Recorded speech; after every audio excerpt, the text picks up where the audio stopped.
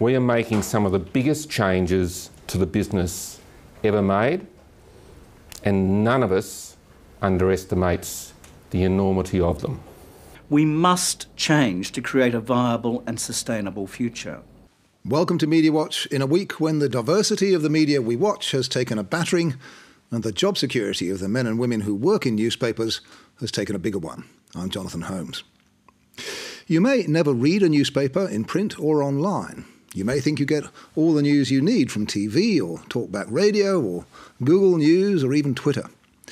But as a former host of Media Watch, the Sydney Morning Herald's David Marr put it last week, everyone is affected by the changes sweeping through our two major newspaper companies.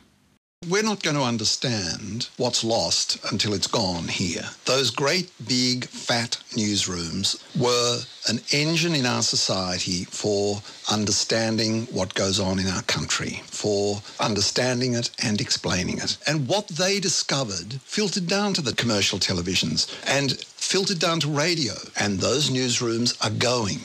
Mind you, there was a very different tone to the messages delivered last week, and to the way they were received. Fairfax's Greg Highwood was the surgeon explaining the need to chop off the patient's leg to save her life. There will be redundancies. 1,900 people will be leaving the business over the next 3 years. And that's how Fairfax newspapers reported it. The Herald to go tabloid as Fairfax cuts 1,900 jobs. Fairfax set to slash 1,900 jobs. Fairfax poised to cut 1,900 jobs. News Limited's Kim Williams was the prophet, briefly regretting that some might fall by the wayside on the road to the promised land. I need to be clear that in adopting this national model, we will be ensuring we work as efficiently as possible.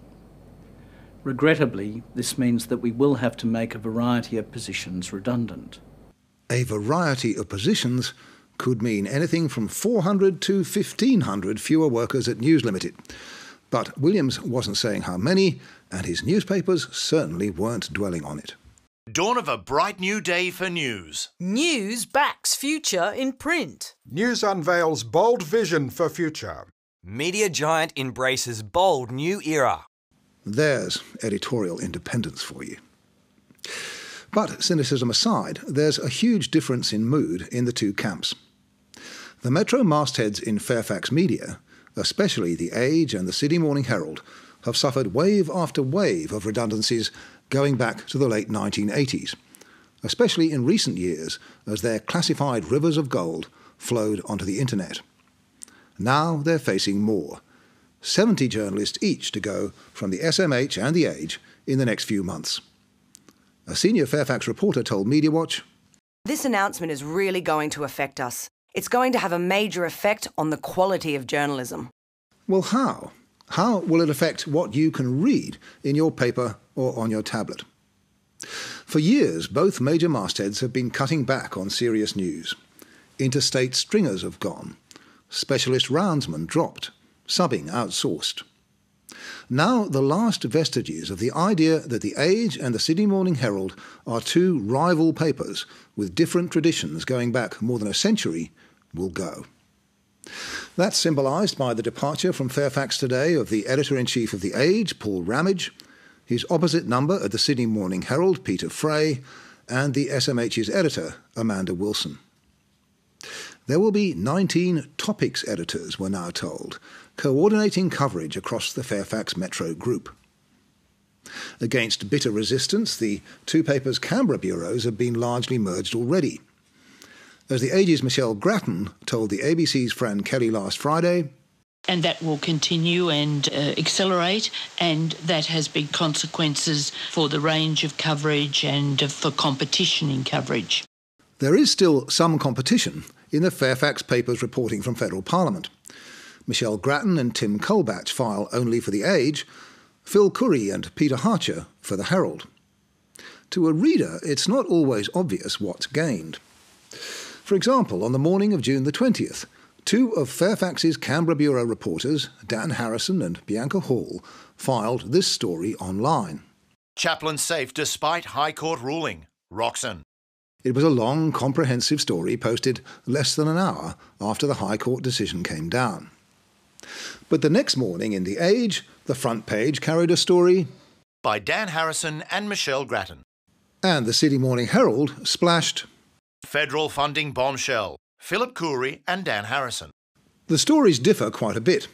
Both, as you'd expect, carry more punch than the first hasty effort the morning before.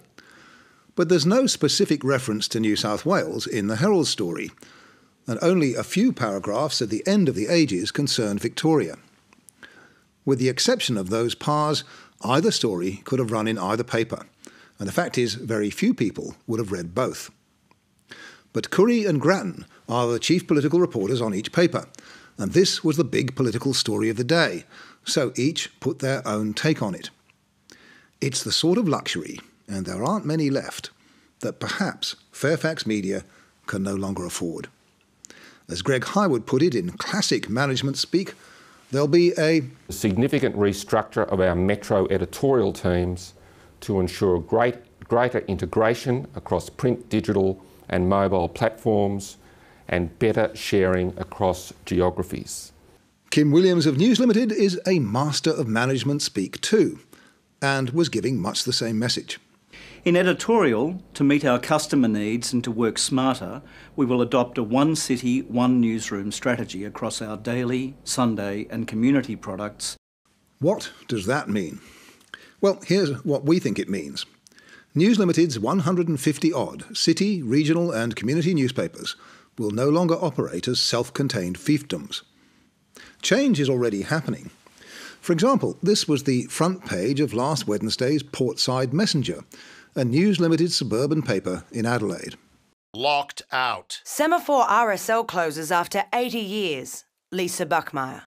By later that morning, the story and Lisa Buckmeyer had made it to the advertiser's website, Adelaide Now. Semaphore RSL closes without warning. Lisa Buckmeyer, Portside Messenger. That would never have happened a few years ago. And next morning, the story, still with Lisa's byline, was on page 15 of the Tiser itself. Closed. But RSL members vow to fight on. Lisa Buckmeyer, Portside Messenger.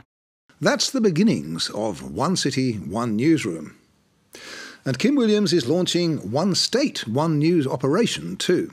This doesn't mean that everyone will physically move to a single location, but it does mean that we will manage our editorial operation in each state as a single news network. That came as good news to some of the people we talked to this week.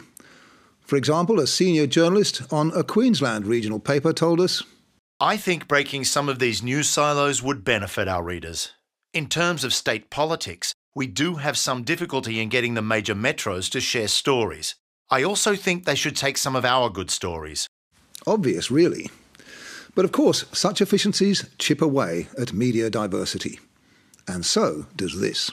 Today, it will become public that we have submitted a conditional proposal to acquire 100% of the shares in Consolidated Media Holdings, so that we would own 100% of Fox Sports and 50% of Foxtel.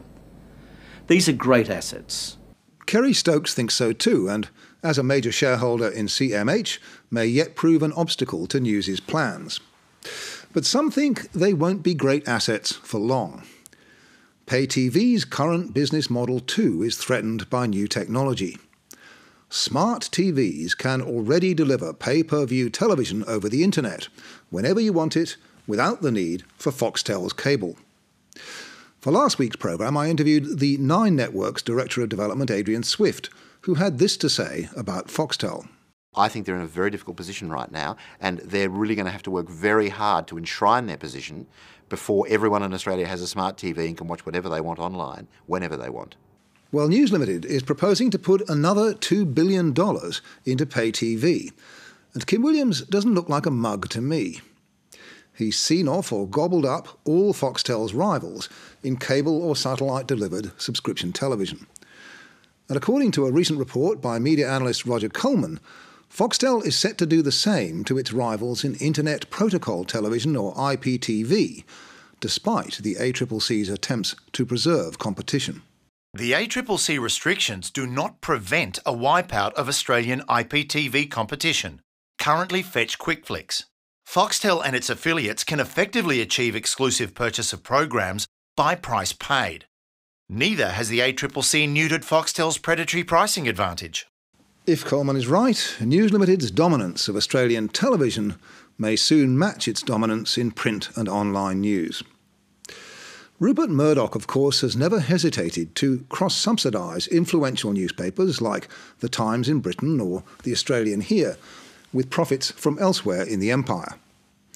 The current owners of Fairfax Media aren't so beneficent. Most shareholders don't want to see the metropolitan newspapers being subsidised by more profitable Fairfax operations. I think what the market's effectively saying is the metro papers are already worth less than nothing, their liability. But if that continues, you'll probably just shut them down at some point. That's Simon Murray, boss of Alan Gray, one of Fairfax's largest shareholders. But the largest of all has the money to keep the newspapers going indefinitely if she wants to. And it seems that Gina Rinehart might want to. Shadow Communications Minister Malcolm Turnbull is one of many who thinks that if her purpose is political influence, it will endanger the newspaper's future. Now, the fact of the matter is that if a newspaper is run in a consistently biased way and is seen to be just a vehicle for the views and commercial interests of its owner, then that newspaper's readership and advertisers will walk away, and the influence that the proprietor has paid for will no longer be there. Well, perhaps. Certainly, Gina Rinehart's political views are very different from those of most Fairfax journalists and many of their current readers. But as her friend and fellow 10 Network director, fast food entrepreneur Jack Cohen points out, Fairfax's metro papers aren't making enough money. The purpose of companies to try and make a profit. And if the editorial policy or the direction that the newspapers are being run and driven in is not optimizing the opportunity, then it's the role of the directors to try and change the direction of the ship. But the problem for the Fairfax Metro papers is not lack of readers. Online they have more than ever before. It's that too few of them currently pay for what they read. And online advertising pulls in a fraction of what it makes in print. It's hard to see that the solution to those issues is for Fairfax dramatically to change its editorial direction. But this much is certain. If it did so, Australia's commercial mainstream media would offer less diversity than ever. As Simon Murray says, the bottom line is simple enough. If people don't buy papers anymore, they've got to face the possibility that those papers won't exist in a few years. The era of free news is over. We pay for the ABC through our taxes, whether we like it or not. If we want professional newsrooms to exist elsewhere, we'll have to start paying for them too. If we don't, either they'll disappear or someone else will pay to keep them going. And he or she who pays the piper has the right to call the tune. With that thought, I'll wish you good night.